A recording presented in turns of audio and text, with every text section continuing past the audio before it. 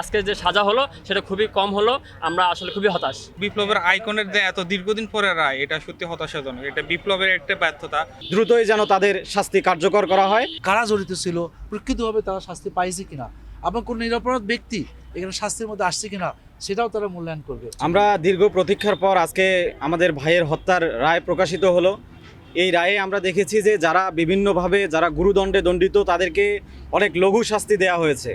আমরা সেটি পুনরায় আদালতকে বিবেচনার দাবি রাখব এবং এই যে যাদেরকে লঘুদণ্ড দেয়া হলো তাদের ব্যাপারে নিশ্চয়ই আদালত চিন্তাভাবনা করবে বলে প্রত্যাশা রাখি। এবং এই রায়ে যাদেরকে সর্বোচ্চ শাস্তি নির্ধারণ করা হয়েছে দ্রুতই যেন তাদের শাস্তি কার্যকর করা হয়, সে ব্যাপারে যেন দ্রুতই সরকার ভূমিকা রাখে। যেমন আমরা দেখলাম যে তৎকালীন ছাত্রলীগের সভাপতি যে বিভিন্ন মারণাস্ত্র নিয়ে যে ছাত্রদের প্রতি পাল্টা ধাওয়া করেছে তাকে একেবারেই লঘু শাস্তি দেওয়া হয়েছে। আবার দেখব 11 তারিখ যে মাসুদুল হাসান মাসুদ যে শহীদ আবু সাইদের গলা চিপে ধরেছিল, যে তাৎক্ষণিক সেই অ্যাটেম্প টু মার্ডার, কিন্তু তাকেও অনেক কম শাস্তি দেওয়া হয়েছে। আমরা সেই ব্যাপারটি বিবেচনার দাবি রাখি।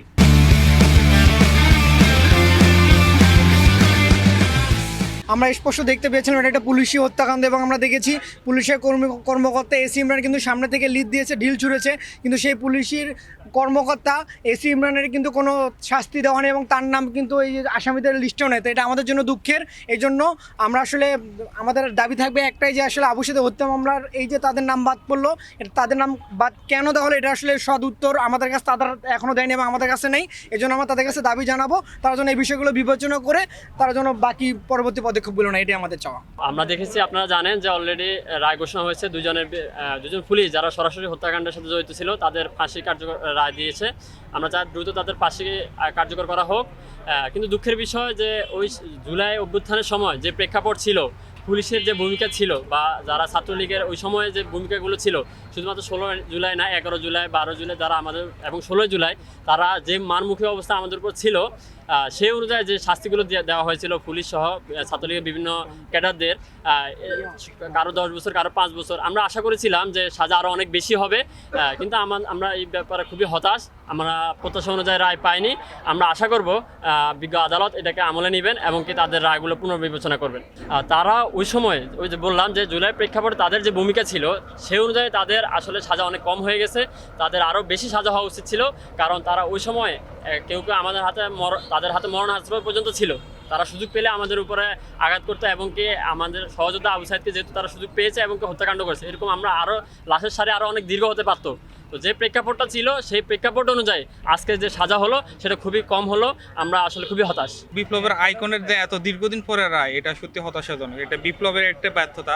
তো এই হিসাবে আমরা যারা বিপ্লবী ছিলাম এবং বিপ্লব পরবর্তীতে যাদেরকে আমরা সরকারের যাদেরকে ক্ষমতা দিয়েছি, এটা তাদেরও ব্যর্থতা।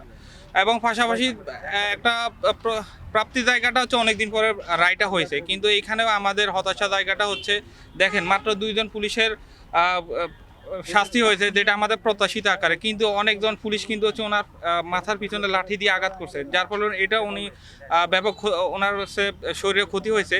কিন্তু ওই ব্যাপারে আমাদের প্রত্যাশিত আমরা রায় পাই নাই।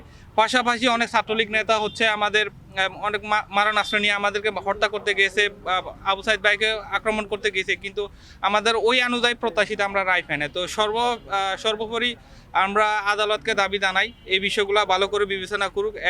একটা মহান বিপ্লবের মহানায়কের এই রায় কখনো কাম্য না। আজকে আন্তর্জাতিক ট্রাইব্যুনালের যে রায়, এটা আপনারা তার সহযোদ্ধারাও আমার সাথে আছে, আমাদের বেগম রোকেয়া বিশ্ববিদ্যালয়ের, তার পরিবারও আছে। তার পরিবারের সহযোদ্ধা সবচেয়ে বেশি ভালো বলতে পারবে কারা জড়িত ছিল, প্রকৃতভাবে তারা শাস্তি পাইছে কিনা, এবং কোন নিরপরাধ ব্যক্তি এখানে শাস্তির মধ্যে আসছে কিনা সেটাও তারা মূল্যায়ন করবে। বিশ্ববিদ্যালয় প্রশাসন রায় হওয়ার জন্য সন্তুষ্ট, কিন্তু রায়ের মাত্রা যে তার দোষী সাব্যস্ত অনুযায়ী যে তাদের শাস্তি কী হওয়া উচিত ছিল সেটা আমাদের তার সহযোদ্ধারা বলতে পারবে। আমি মনে করি রায়ে আমি যে বিষয়টা গুরুত্ব দেব তাদের কাছ থেকে যদি আপনারা জানা ভালো হবে। আমি আজকে প্রত্যাশিত রায়টার জন্য আমি সন্তুষ্ট, কিন্তু কার যে এখানে অপরাধী এবং নিরপরাধী ব্যক্তির শাস্তিটা কতটুকু হয়েছে, কয়েকজনের যাবজ্জীবন হয়েছে, কয়েকজন 10 বছরের জেল হয়েছে, কারো 5 বছরের জেল হয়েছে, কারো আবার মৃত্যুদণ্ড হয়েছে। এটা এটা এটা এটা আমাদের 1 to 1 চিন্তা ভাবনা করে দেখে এবং গড়ে আমরা রায়টা আজকে শুধু পেলাম। তবে এত প্রতীক্ষার রায় যা হয়েছে এটার জন্য সন্তুষ্ট। রায়ের যে ক্যাটাগরি সেটা আমরা পর্যালোচনা করে সঠিকভাবে বলতে পারবো যে রায়টা আমরা পূর্ণাঙ্গ সন্তুষ্ট কিনা।